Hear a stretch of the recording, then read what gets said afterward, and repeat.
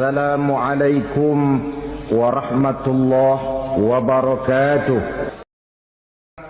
Daripada diutusnya Rasulullah sallallahu alaihi wasallam ke alam ini tidak lain adalah untuk memperbaiki akhlak manusia.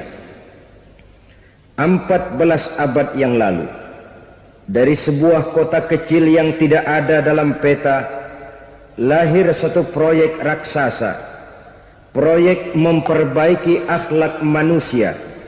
Di tengah-tengah dunia pada ketika itu, Eropa masih biadab, Afrika belum dikenal orang, Asia sungguh sangat terbelakang, dan semenanjung Arabia dari berbagai aspek kehidupannya dikenal sebagai masyarakat jahiliyah.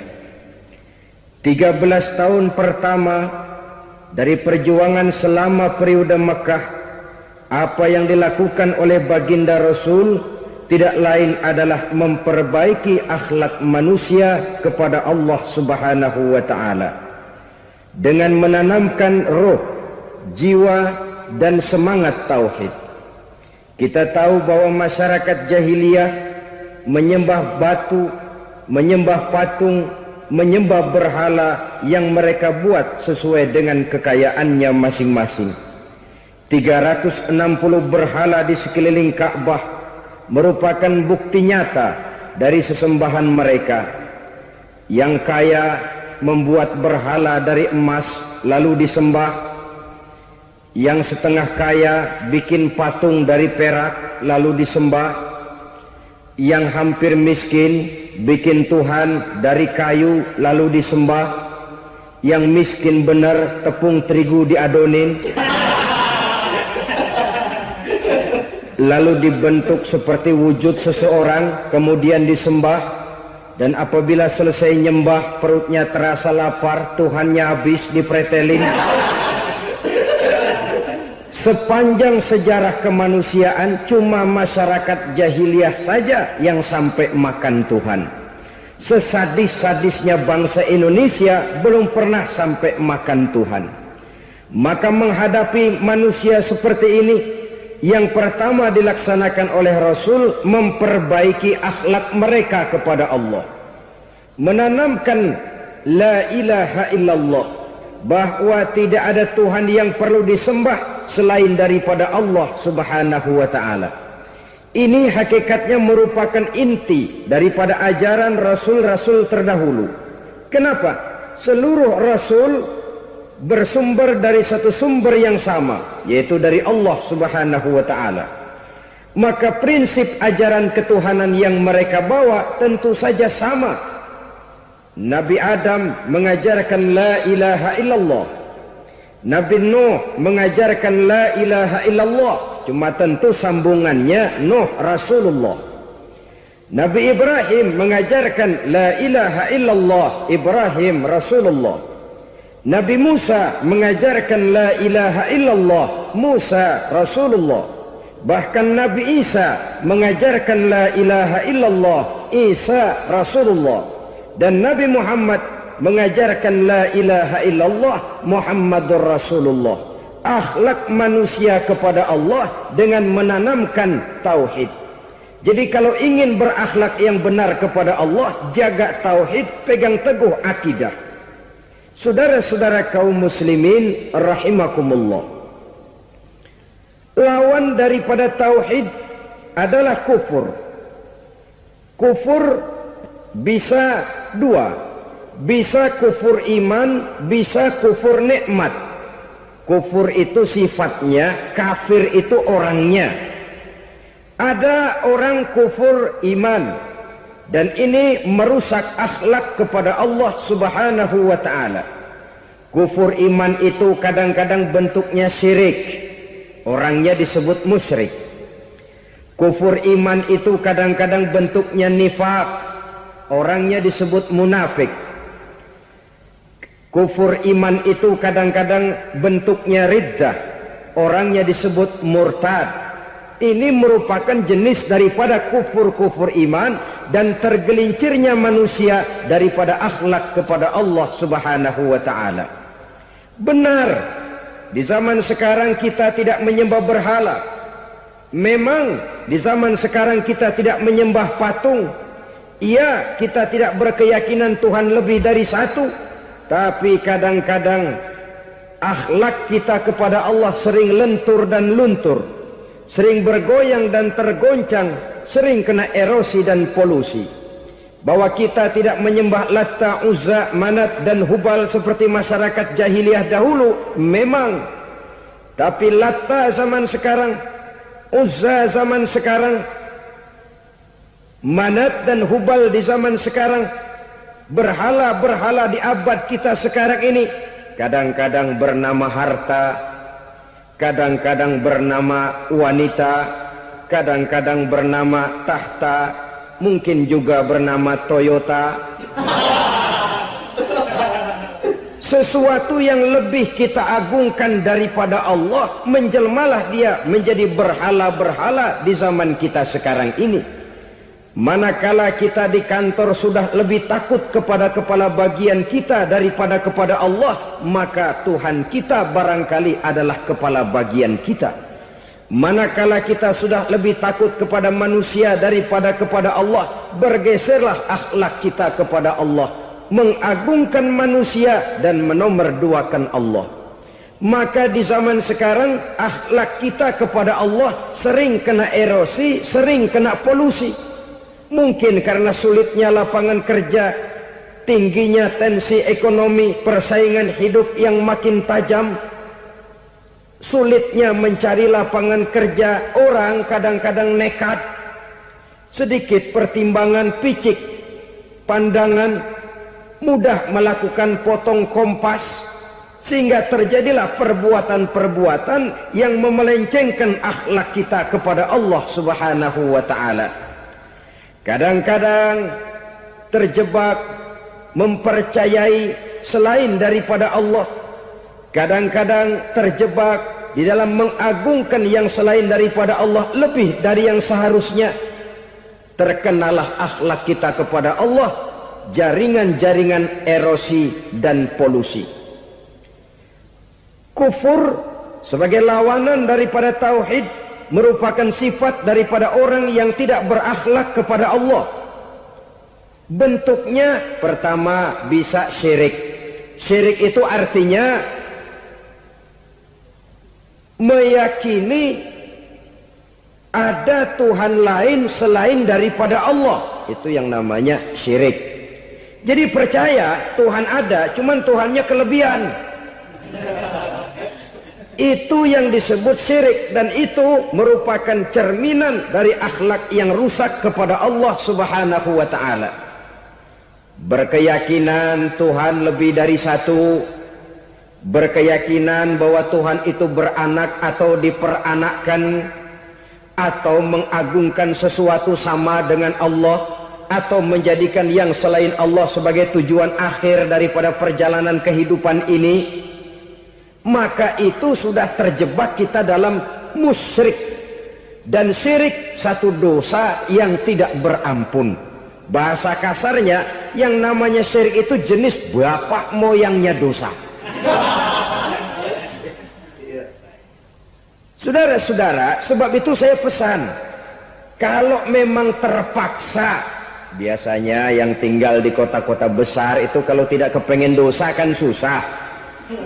Kalau terpaksa harus bikin dosa, cari yang kecil-kecil saja, yang kira-kira taubatnya gampang. Umpamanya pulang sholat Jumat nukar sendal, umpama, yaitu jelas dosa. Tapi dosa yang taubatnya agak mudah. Jangan sampai terjebak ke dalam syirik, menyekutukan Allah. Kalau sudah menyekutukan Allah, Allah dimadu, murka benar Allah kepada kita. Innallaha la yaghfiru ayyushraka bih wa yaghfiru ma duna dzalika liman yasha. Allah tidak akan memberi ampun kepada orang yang menyekutukannya dengan sesuatu, tapi Allah mau mengampunkan dosa yang selain itu bagi orang yang dikehendakinya. Jadi orang-orang yang sudah terjebak syirik, menyekutukan Allah, meyakini ada Tuhan lain selain daripada Allah, meyakini Tuhan beranak atau diperanakkan, bagaimanapun baiknya mereka di dunia, bagaimanapun sosial jiwanya, bagaimanapun pemurah tangannya memberikan santunan dan pertolongan kepada orang lain, kalau sudah syirik, seluruh nilai kebaikannya akan tidak ada gunanya lagi. Karena tidak ada tempat nilai kebaikan itu bergantung. Sedangkan kita berbuat baik agar diterima oleh Allah. Kalau Allahnya marah kepada kita, siapa yang akan menerima nilai kebaikan itu sendiri? Ini bentuk yang pertama. Yang nyata-nyata menyembah berhala, syirik. Yang nyata-nyata beriktikad Tuhan lebih dari satu, syirik. Atau yang tersamar. Yang tersamar itu yang sering jadi penyakit kita. Saya sejak ada perkutut ini di rumah, perkutut. Saudara-saudara, yang merusak akhlak kepada Allah, yang merusak tauhid setelah syirik, bisa juga berbentuk nifak. Nifak itu sifatnya, orang yang punya sifat nifak disebut munafik. Asal katanya dari nafakun. Nafakun itu satu lubang yang punya dua muka, seperti goa, ada tempat masuk, ada tempat keluar. Maka munafik orang yang punya dua muka. Kalau bahasa kita, pandai bermain minyak di atas air. Manis jika berhadapan, balik belakang lain bicara. Sehingga apa yang dinamakan nifak, kata Imam Ali Al-Jurjani dalam kitab ta'rifatnya, izharul imanu bil lisan wa kitmanul kufri bil qalbi. Menyatakan, menampakkan iman dengan lidahnya, tapi menyembunyikan kekafiran dalam hatinya. Dengan kata lain, lidahnya mah iman, hatinya mah kafir. Padahal hati itu yang dilihat, padahal hati itu yang dinilai. Kenapa lidahnya mengaku iman? Ya mungkin karena kepepet, mungkin karena kepentingan, mungkin karena ingin mencari kelemahan orang, lalu dia pura-pura beriman, tapi sesungguhnya hatinya kufur. Ini merupakan penyakit munafik. Dan terus terang, menghadapi orang munafik jauh lebih berat daripada menghadapi orang kafir. Kenapa? Munafik ini kan musuh dalam selimut.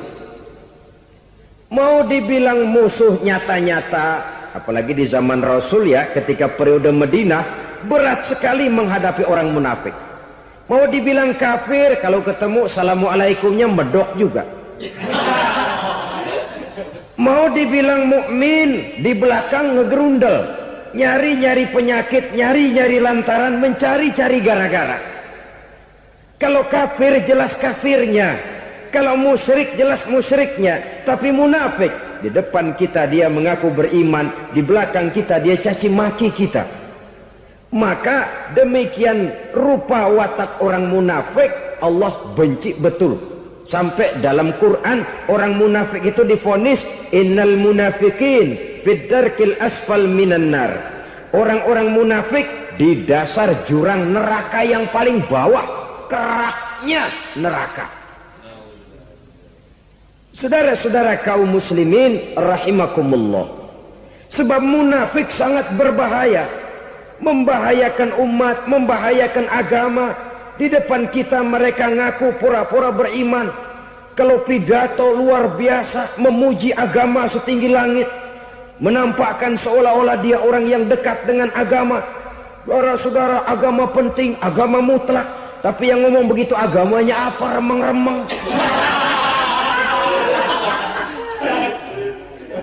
Cuma sekedar lipstick, cuma sekedar dekorasi, cuma sekedar kamuflase, buat ngibuli orang lain. Dia mengaku beragama, mengatakan agama mutlak, menganggap agama penting, seolah-olah memperhatikan benar tentang tatanan kehidupan beragama, tapi sebenarnya di hatinya tidak lebih berkecamuk penyakit-penyakit kufur. Maka sifat munafik ini termasuk menodai tauhid, artinya merusak akhlak kita kepada Allah Subhanahu wa ta'ala. Sifat yang ketiga yang juga merusak akhlak kita kepada Allah dinamakan riddah. Riddah itu sifatnya orang yang punya sifat riddah disebut murtad. Murtad keluar dari Islam. Keluar dari Islam tentu tadinya di dalam Islam. Oleh satu perbuatan dia bisa menjadi murtad. Misalnya tadinya dia iman benar kepada Allah, tapi melarat. Kadang-kadang sehari masak, 3 hari libur. Akhirnya oleh kesulitan ekonomi dia tidak kuat. Ada yang menawarkan kebaikan, dibawain supermi, dibawain obat-obatan, diberikan beras. Goyah imannya. Keluar dia dari Islam, ikut agama orang yang memberikan pertolongan kepadanya, memilih kesenangan sebentar dengan mengorbankan kebahagiaan yang kekal. Maka orang semacam itu riddah sifatnya, murtad orangnya, keluar dari Islam. Dan yang menyebabkan kita murtad bukan cuma orang nyata-nyata memproklamirkan diri keluar dari Islam lalu mengikuti agama orang lain. Bukan cuma itu. Mengakui ada Rasul lagi sesudah Nabi Muhammad bisa menyebabkan kita murtad. Mengingkari nikmat Allah bisa menyebabkan kita murtad. Meyakini semua agama benar bisa menyebabkan orang menjadi murtad.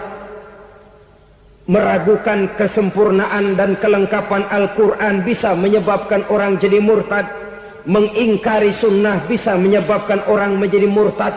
Banyak hal-hal yang bisa mendatangkan penyakit riddah dan membuat pelakunya menjadi murtad. Dan ini menodai akhlak kita kepada Allah Subhanahu wa ta'ala. Itu tadi kufur iman, saudara-saudara. Nyata-nyata mengingkari Allah, baik dalam bentuk syirik, nifak ataupun riddah. Kufur yang kedua dinamakan kufur nikmat. Apa itu kufur nikmat? Sitru nikmatil mun'im au ya'malu fi mukhalafatil mun'im. Menutup-nutup nikmat Allah atau melakukan perbuatan yang menentang, bertentangan dengan kehendak yang memberikan nikmat. Jadi kufur nikmat pertama, nutup-nutupin Tuhan. Tuhan jalingin. Duit lu banyak amat, dari mana? Gua kerja. Lalu kerjanya nomor 1. Orang yang berakhlak kepada Allah, dia akan menjawab, kamu uangnya kok banyak, dari mana? Rezeki dari Allah. Caranya, saya kerja. Kerja itu cara, rezeki itu dari Allah datangnya. Bukankah di zaman sekarang kita sering terpeleset? Ini merupakan cerminan dari rapuhnya akhlak kita kepada Allah Subhanahu wa ta'ala. Karena usaha saya memang, karena saya peras keringat banting tulang, tentu. Tapi sadarkah kita bahwa sepanjang yang bisa kita lakukan cuma berusaha, peras keringat banting tulang, pergi pagi pulang sore? Tapi bisakah kita memastikan hasil usaha kita? Apalagi yang paling dekat, misalnya saja yang sungguh-sungguh di luar jangkauan kemampuan kita, soal rezeki, soal jodoh, soal maut. Kitakah yang mengatur? Kitakah yang menentukan? Subhanallah. Manusia sungguh tidak berdaya menghadapi 3 hal paling pokok ini. Rezeki, kita cuma bekerja. Kitakah yang menentukan? Tidak. Kita berusaha saja, rezeki belum pasti dapat. Apalagi kalau kita tidak berusaha. Jangan terjebak dalam fatalisme. Belum perang udah nyerah. Emang dasar rezeki datangnya dari Tuhan, gak usah kerja. Dan ntar juga kalau dia datang. Dari mana datangnya? Kerja saja belum tentu dapat rezeki, apalagi kalau tidak kerja. Yang jelas usaha perlu kepastian, itu urusan Allah. Ini akhlak kepada Allah Subhanahu wa ta'ala. Jodoh juga begitu. Kita berusaha, kita berupaya, Allah menghendaki lain jadinya. Maut juga begitu. Siapa sih yang pengen ngadepi maut? Siapa sih yang pengen mati? Siapa sih yang pengen ketemu malaikat Israel? Tidak seorang pun kalau ditanya, kecuali mereka yang putus asa ya. Kalau otaknya masih normal, mau mati mesti belakangan dulu dah dikit. Tapi yang satu itu saudara, kalau dia sudah datang, tenaga mana yang bisa menolak? Kalau dia sudah berkunjung, kekuatan mana yang bisa menghindar? Kalau dia sudah ingin bertemu, kemana kita bisa melarikan diri? Manusia sepanjang yang dia lakukan hanya berusaha, tapi kepastian, ketentuan dari Allah Subhanahu wa ta'ala. Orang yang kufur nikmat, nutupin Allah. Dia merasa rezekinya adalah mutlak peras keringatnya. Seolah-olah Allah nggak punya peranan apa-apa di situ. Oh, ini kan saya bisa rumah begini karena saya kerja keras. Oh, ini mobil saya begini saya kerja keras. Peras keringat, banting tulang, keras.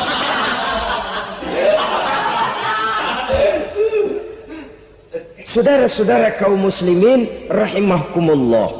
Jadi menutupi Allah. Akibatnya nanti kalau dia berhasil, Allah ketutupan.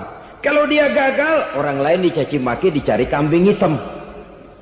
Yang kambing hitam kan mahal. Karena orang sering cari-cari kambing hitam. Jarang orang mau jujur kalau bertemu kesulitan lalu mencari sebab pada dirinya sendiri. Yang paling enak ya nyalain orang. Lo begitu. Orang lain yang paling enak kita salahin. Au ya'malu fi mukhalafatil mun'im, atau dia melakukan sesuatu yang tidak sesuai dengan kehendak yang memberikannya nikmat. Diberikan kita tangan, mulut sih nggak berhenti, terima kasih Tuhan, alhamdulillah saya dikasih tangan. Cuma nih tangan enteng mat nabokin orang mulut. Itu sudah mukhalafatul mun'im, bertentangan dengan kehendak yang memberikan nikmat.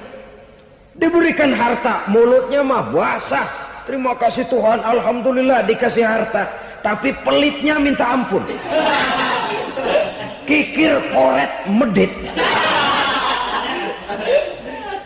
Ini juga termasuk kufur nikmat, mempergunakan suatu nikmat bertentangan dengan kehendak daripada yang memberikan nikmat itu sendiri. Saudara-saudara kaum muslimin rahimakumullah, oleh karenanya kufur iman memang lebih bahaya daripada kufur nikmat.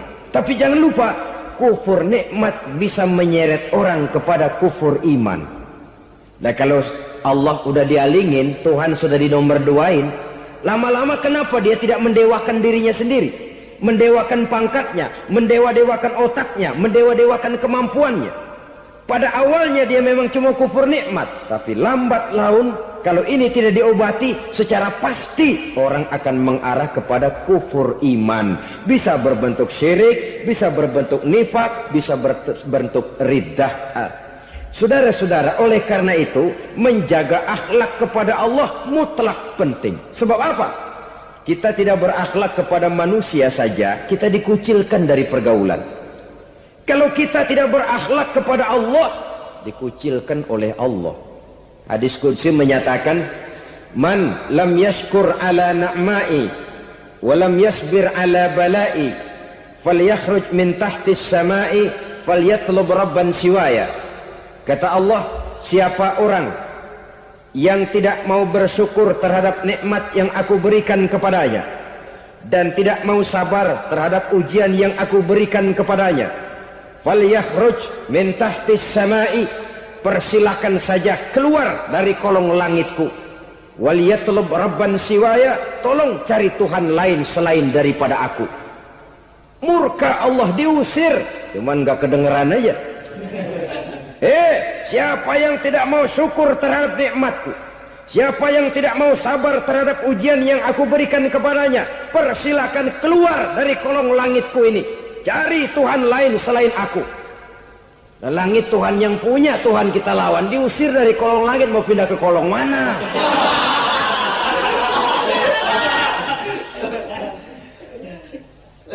Jadi jangan merasa kufur nikmat kan enteng. Iya, kelihatannya begitu, tidak sebahaya kufur iman. Tapi kufur nikmat ini merupakan anak tangga yang kalau kita sudah mulai naik, kita akan naik terus sampai kepada tingkat di mana kita mengalami kufur iman. Kalau sudah ke sana, maka akhlak kita kepada Allah terkenalah erosi, terkena polusi, hancur akhlak kepada Allah, dan itulah sumber kesengsaraan abadi.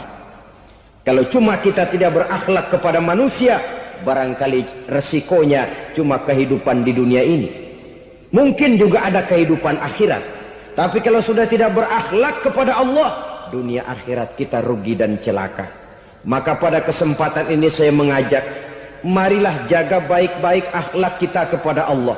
Satu kali kita bertauhid, sampai mati kita bertauhid. Satu kali la ilaha illallah, jangan tergelincir lagi kita keluar daripada kalimat itu.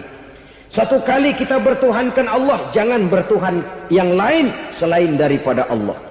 Jangan sekutukan Allah, jangan samakan Allah dengan sesuatu, jangan mengangkat yang lain sama agungnya dengan Allah. Sebab dengan demikian kita seolah-olah sudah mengotori akhlak kita kepada Allah Subhanahu wa ta'ala. Ini berat, saudara-saudara. Ini tidak ringan. Kadang-kadang saya katakan tadi, masalah ekonomi, kadang-kadang persaingan hidup yang makin tajam, di tengah lapangan kerja yang makin sulit, di tengah orang banyak potong kompas. Kalau berpatokan kepada nilai tauhid, la ilaha illallah, tidak ada Tuhan selain Allah, maka saya tidak akan takut kecuali hanya kepada Allah. Saya tidak akan menggantungkan hidup kecuali hanya kepada Allah. Saya tidak akan minta rezeki kecuali hanya kepada Allah. Kadang-kadang situasi yang nekat membuat kita kehilangan keseimbangan, kehilangan pertimbangan, picik pandangan. Akibatnya kita merusak akhlak kepada Allah Subhanahu wa ta'ala. Ironinya kan orang sekarang kalau ditanya, lu nyolong ya? Iya. Kok berani? Emang. Lu nggak tahu Tuhan lihat? Tahu. Kok nyolong juga? Biarin. Kalau Tuhan mah lihat, jangan kagak ribut. Enggak ribut katanya. Kalau orang lihat, 2 orang saja tahu, geger kelurahan. Ini kan sudah mendustai dirinya sendiri, sudah merusak akhlaknya kepada Allah Subhanahu wa ta'ala. Tuhan enggak ribut katanya. Saudara hadirin yang saya hormati, jadi oleh karenanya akhlak kita kepada Allah merupakan basis daripada kehidupan beragama. Kalau itu sudah mulai rapuh, mulai terkena erosi dan polusi, mulai rusak, dikhawatirkan nanti nilai ibadah kita kepada Allah juga akan turut ambruk karenanya. Saudara-saudara kaum muslimin rahimakumullah, tugas yang kedua memperbaiki akhlak manusia kepada sesama manusia. Kita tahu Islam sesuai dengan namanya adalah agama damai. Maka akhlak manusia kepada sesama manusia menempati porsi yang penting dalam kehidupan beragama. Bagaimana seorang muslim bergaul, bertata krama terhadap sesama manusia. Mari kita lihat lebih jauh persoalannya. Untuk memudahkan pembicaraan dari kacamata agama, kita kelompokkan saja manusia itu dalam 2. Pertama yang seiman, dan yang kedua yang tidak seiman. Yang tidak seiman itu kita sebut saja kufur atau kafir. Nah, kepada yang kafir pun kita diajarkan untuk berakhlak, apalagi kepada yang memang nyata-nyata seiman, sekeyakinan, seakidah. Kemanapun Islam datang, ke negara manapun ia masuk, ia tidak menaburkan kerusakan. Jadi tidak benar kalau orang pernah itu menggambarkan, saking sentimennya seorang orientalis pernah menggambarkan Nabi Muhammad di tangan kirinya Quran, di tangan kanannya pedang, menggambarkan seolah-olah Islam dikembangkan dengan kekerasan. Sebenarnya tidak sama sekali. Kalaupun dalam sejarah perkembangan Islam pernah terjadi perang, maka perang dalam Islam sesungguhnya apabila kita amati sejarahnya bukan untuk memaksakan agama, karena memang agama tidak bisa dipaksakan, tetapi justru untuk mempertahankan agama dari segala macam hambatan, rintangan, hinaan dan fitnahan. Tapi kemanapun yang jelas Islam masuk, dia tidak pernah membuat kekacauan, kerusuhan ataupun penghancuran. Candi Prambanan bahkan di Pugar, gereja-gereja tidak ada yang dihancurkan oleh umat Islam. Kenapa? Islam agama damai. Soal agama, soal lakum dinukum waliyadin, la ikraha fid din, qad tabayyana ar-rusydu minal ghayy. Tidak ada paksaan dalam beragama, sebab nyata yang benar dengan yang tidak benar. Belum pernah ada orang kafir masuk ke perkampungan orang Islam lalu dikejar-kejar, diteriakin kafir, kafir, sunatin.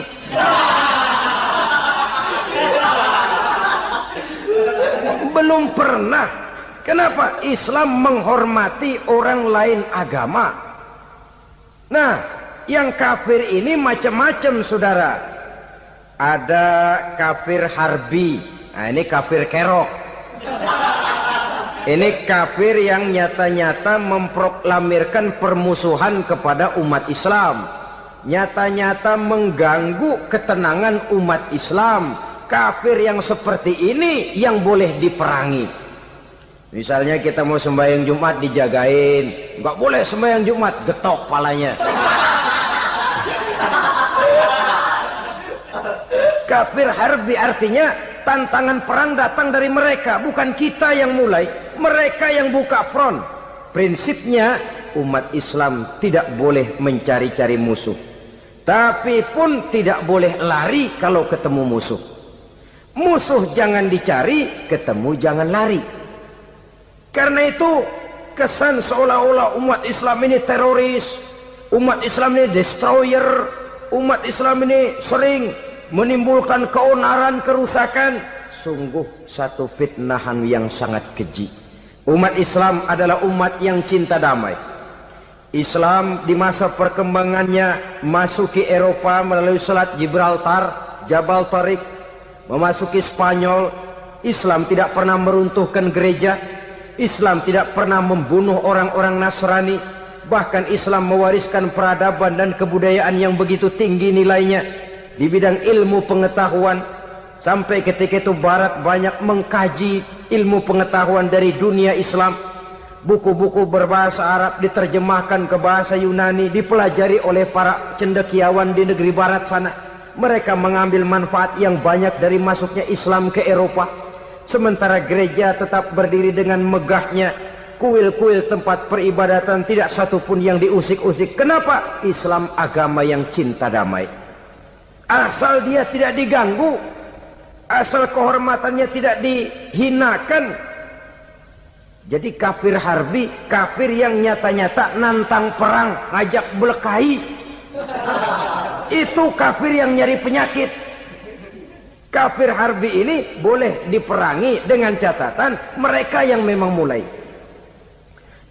Yang kedua kafir zimmi. Kafir zimmi, kafir yang hidup di tengah mayoritas muslim, tapi mereka mau hidup dengan aman, damai, tenang. Mereka wajib dilindungi. Bahkan Nabi pernah memberikan satu jaminan, man aza zimmiyan faqad azani. Siapa yang mengganggu orang kafir zimmi sama saja dengan mengganggu saya. Kehormatannya dijaga, harta bendanya dilindungi, anak istrinya pun dilindungi. Dan ini jadi kenyataan. Saudara bisa lihat di negara-negara yang mayoritas penduduknya beragama Islam, orang-orang kafir di luar Islam hidup dengan tenang, aman, damai. Di Saudi Arabia, di luar tanah haram, di luar Mekah dan Madinah, banyak orang-orang kafir mencari nafkah. Mereka tenang, aman, dilindungi undang-undang. Begitu di Mesir, begitu di negara Indonesia yang berdasarkan Pancasila ini. Kehidupan beragama menimbulkan gairah, rukun, tenang, aman, damai, sepanjang tidak saling ganggu, tidak saling usik, menghargai orang yang sudah beragama, tidak menjadikan penganut suatu agama sebagai sasaran dari dakwah agama lainnya. Saudara-saudara kaum muslimin rahimakumullah. Jadi memang oleh Al-Quran kita dianjurkan asyidda 'alal kuffar ruhama bainahum. Tegas kepada orang kafir, kasih sayang kepada sesama muslim. Tapi tegas bukanlah berarti marah-marahan, bukan berarti musuh-musuhan, bukan ngajaki perang. Tegas dalam arti punya garis tentang kehidupan beragama, lakum dinukum waliyadin. Soal kehidupan sosial, mari kerjasama. Bangun jalan, ayo rame-rame. Siskamling, mari bebarengan. Bikin puskesmas, mari sama-sama. Tapi kalau sudah soal agama, itu tidak perlu ada toleransi agama. Yang perlu toleransi antar umat beragama. Kalau umatnya mau kerjasama silakan, tapi tidak menyangkut soal ibadah. Jangan kerjasama di bidang ibadah. Itu kerjasama yang salah pasang, saudara-saudara. Sehingga dengan demikian toleransi adalah menyangkut kehidupan antar umat beragama. Sedangkan agama sendiri punya kapling yang nyata. Sehingga dengan demikian tegas kepada orang kafir dalam arti kita punya satu kepribadian. Tidak ngambang. Enggak, lalu kalau ditanya orang, sebenarnya agama lu apa sih? Ah, gua mah gimana musimnya aja. Agama pakai musim kayak rambutan. Akhirnya ya begitu, musim-musiman. Ke masjid kelihatan, ke gereja hayo, ke candi nongol, ke apa? Bingung malaikat bagaimana nyatetnya nih bocah ini. Di mana aja ada. Kita punya satu kepribadian. Saya muslim dan garis saya ini, lakum dinukum waliyadin.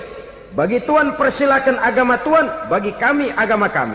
Kami hormati Tuhan, Tuhan hormat kepada kami. Tapi soal agama kaplingnya jelas. Kerjasama, mari urusan muamalah, bidang sosial.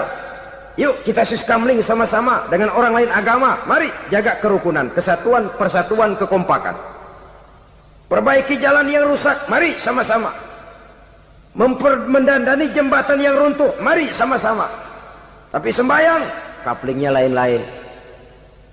Sebab Nabi juga dulu pernah ditawarkan begitu loh sama kafir jahiliyah dulu, Quraisy itu. Sudah Muhammad, sekarang begini saja, kita join aja daripada marah-marahan. Hari ini saya oke, menyembah Tuhanmu Allah. Besok gantian kamu menyembah Tuhan kita, Latta, Uzza, Manat dan Hubal. Turun, qul ya ayyuhal kafirun la a'budu ma ta'budun. Soal ibadah kaplingnya jelas, tidak boleh dicampur adukkan. Sebab kalau tidak, kita akan mulai kehilangan identitas diri. Dan disitulah krisis kehidupan keyakinan beragama dimulai. Dari krisis identitas. Hujan gede kan mulainya gerimis dulu. Di mana-mana ya gerimis dulu. Gerimis makin lama makin gede. Kita akan mulai dengan kehilangan identitas diri.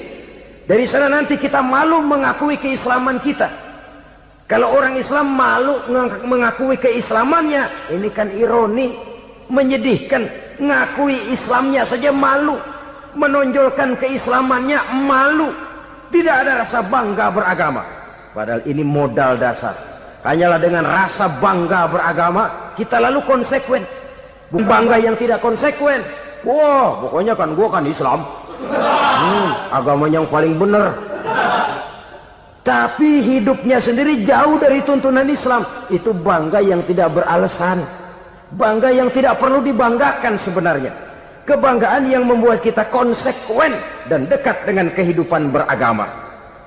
Jadi dengan demikian saudara-saudara, kepada non-muslim kita juga harus berakhlak. Bukankah ini sudah dicontohkan oleh Rasul? Bagaimana beliau disambiti orang di Taif, yang menyambiti malah didoakan. Bagaimana Suraqah mau membunuh beliau, malah Suraqah didoakan. Bagaimana Abu Jahal dan Abu Lahab saking mangkalnya. Ini Abu Jahal pernah gali lubang di kamarnya sendiri, di depan tempat tidurnya. Setelah dia gali lubang, ditutupin pakai keraras korma. Lalu dia tarik selimut, belagak meriang.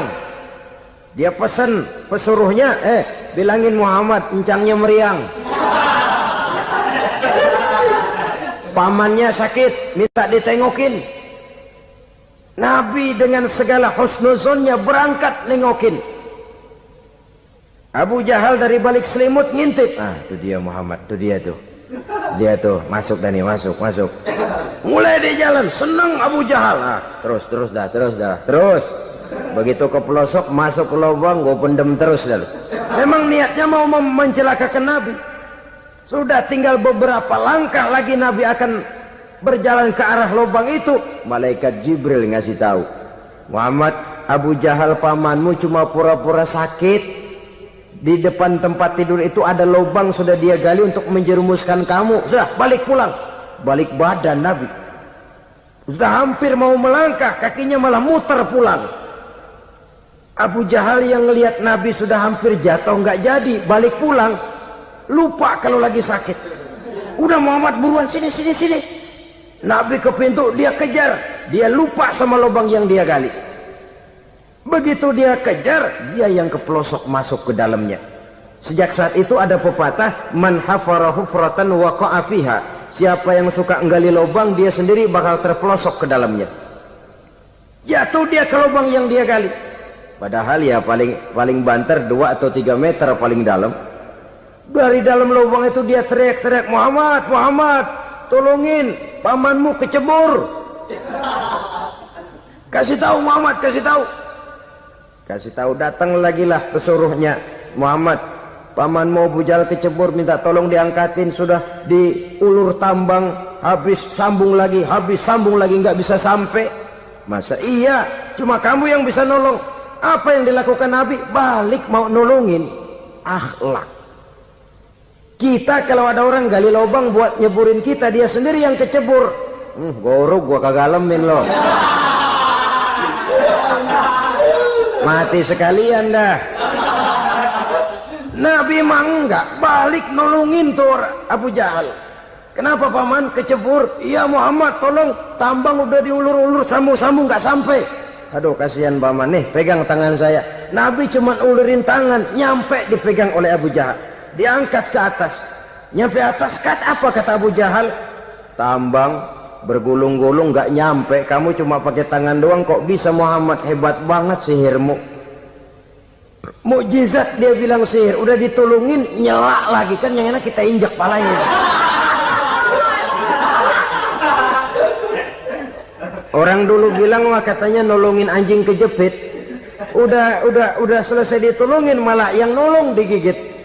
Saudara hadirin yang saya hormati, kepada orang-orang kafir kita harus berakhlak, menghormati mereka, tidak memaksakan satu keyakinan dalam batas-batas yang ditolerir oleh agama, yaitu pada masalah-masalah sosial dan muamalah.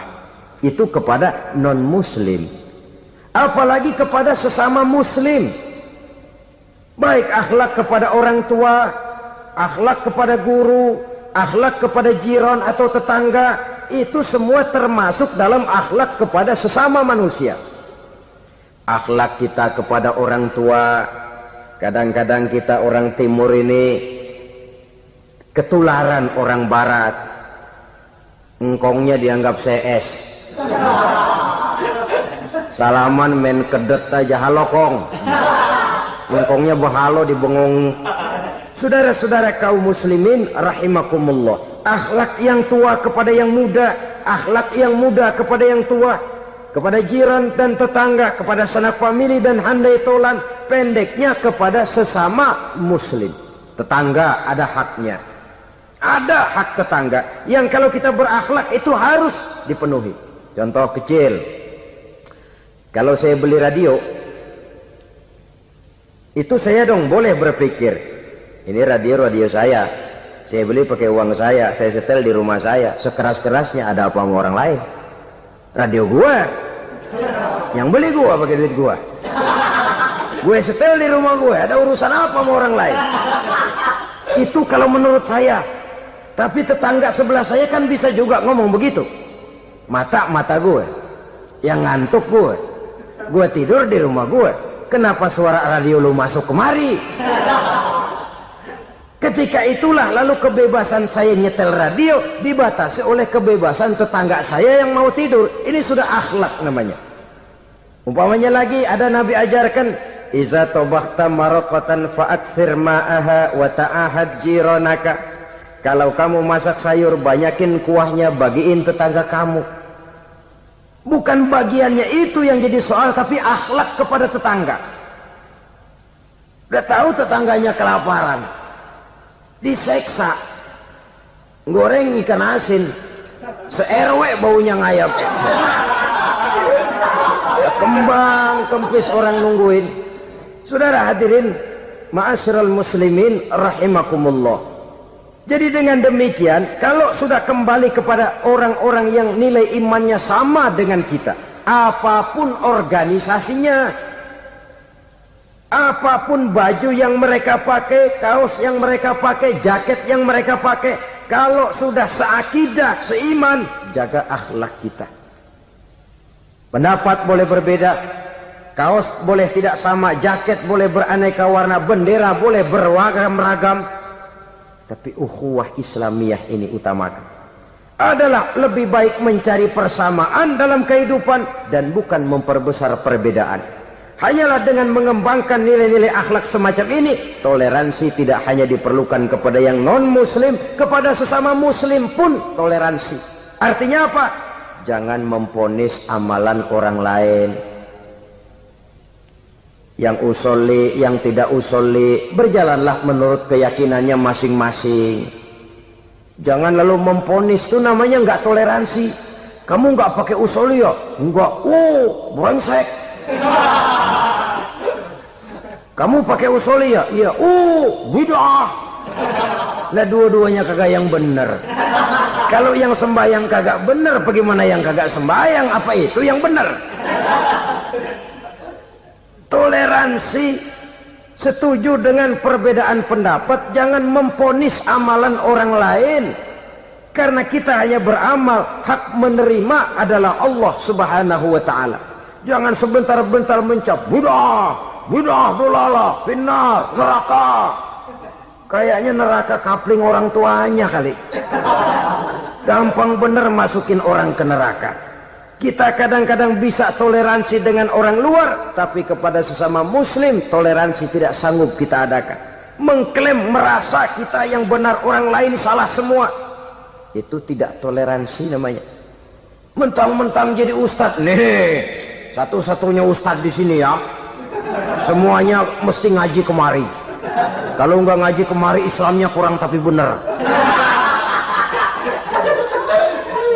Toleransi, saudara-saudara kaum muslimin rahimakumullah, lapang dada menghargai orang yang berbeda pendapat, apalagi kalau perbedaan pendapat itu menyangkut hal-hal yang tidak prinsipil, menyangkut hal-hal yang sekunder dalam kehidupan beragama, menyangkut masalah-masalah yang dalam bahasa fikih disebut soal-soal furu'iyah. Tidak usah menyebabkan kita bersih tegang. Kepala sama hitam pendapat boleh berbeda dan halal. Bahkan Nabi mengatakan ikhtilafu ummati rahmatun. Perbedaan pendapat di kalangan umatku bahkan menjadi rahmah, sepanjang perbedaan pendapat itu diiringi dengan rasa toleransi. Tapi kalau sudah main baku hantam, main klaim, memponis orang lain, akhirnya timbullah keretakan. Jangan heran kadang-kadang satu masjid dua kelir. Ya soal kelir boleh kelar-kelir, boleh kelar-kelir, tapi kalau harus terlalu mencolok menyebabkan timbulnya keretakan, saya kira yang akan turun bukan lagi rahmah tapi bala. Bala akan menimpa kita, jatuh kita menjadi umat yang lemah. Oleh karena di antara kita sendiri, sesama kita tidak pandai bertoleransi, tidak lapang dada. Ada anak muda kelihatannya mau majuan dikit, yang tua curiga. Nih, kalau dia maju pasaran gua bangkrut dong nih. Lalu ditekan tuh anak ditekan melejit. Kadang-kadang yang tua maksudnya baik, mau memelihara, yang muda salah terima. Kan tua kejemur. Dari dulu sampai sekarang gitu-gitu doang, anak kemajuannya. Padahal yang tua barangkali maksudnya juga baik, mau memelihara. Sebenarnya kalau kita bisa mencoba mencari titik temu dengan alur komunikasi, tidak merasa diri yang paling benar, tapi toleransi, boyak menerima pendapat orang lain, setidaknya mau mendengar omongan orang. Yang susah kalau udah kena penyakit nggak mau ngerti omongan orang, nggak mau nerima pendapat orang. kodok di kolong tempayan, cukeng kayu asem, asal ijo udah ijo aja ijo dah. Nggak ngerti omongan orang yang kayak begini yang orang jadi kesandung. Oleh karena itu saudara-saudara, alangkah nikmatnya kehidupan ini apabila kita menyadari kita ini ummatan wahidah, satu umat yang satu yang diikat dengan akidah. Kalau kepada yang non muslim saja kita diajarkan untuk berakhlak, apatah lagi kepada yang seiman, seakidah, sekeyakinan. Wajarkah perbedaan pendapat yang kecil-kecil lalu menyebabkan kita bertolak belakang, cerai-berai, centang perenang? Bila bertemu di jalan yang satu menyisih ke kiri, yang lain menyingkir ke kanan. Kalaupun juga bercampur di tengah kumpulan orang banyak, persis air dengan minyak.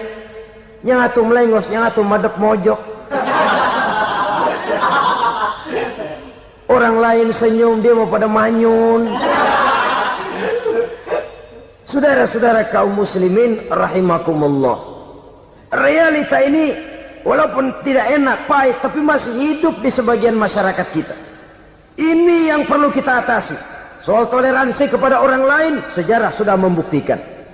Mari kita jangan cuma bisa mengajak orang lain, umat lain untuk bertoleransi dengan kita, tapi kepada sesama kita, toleransi ini perlu kita tegakkan, perlu kita bina, terutama di dalam kita menuju bentuk ideal daripada konsep ukhuwah Islamiyah ini, yang memang selalu kita akan cari bentuk-bentuk idealnya sejalan dengan perkembangan situasi dan kondisi yang dihadapi oleh umat.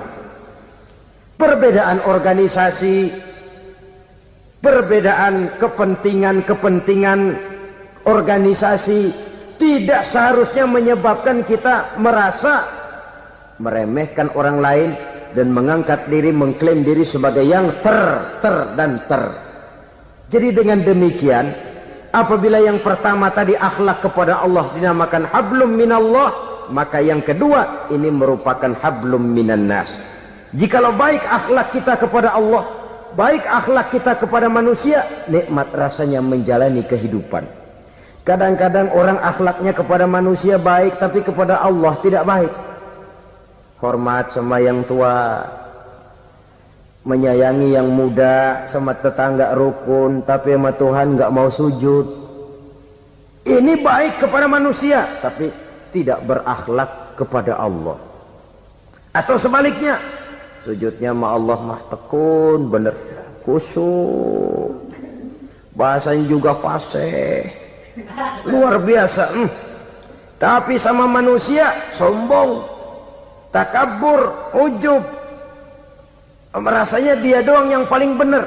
Sebab iblis itu ya, itu kadang-kadang datang lewat hati, dan memang selalu markasnya di situ. Kalau dia tidak bisa menggoda kita dengan yang lain, dia tumbuhkan sifat ujub. Dia bisikin, wah memang di kampung ini yang paling banyak ibadahnya ente, yang lain mana, lihat tuh kerocok semua.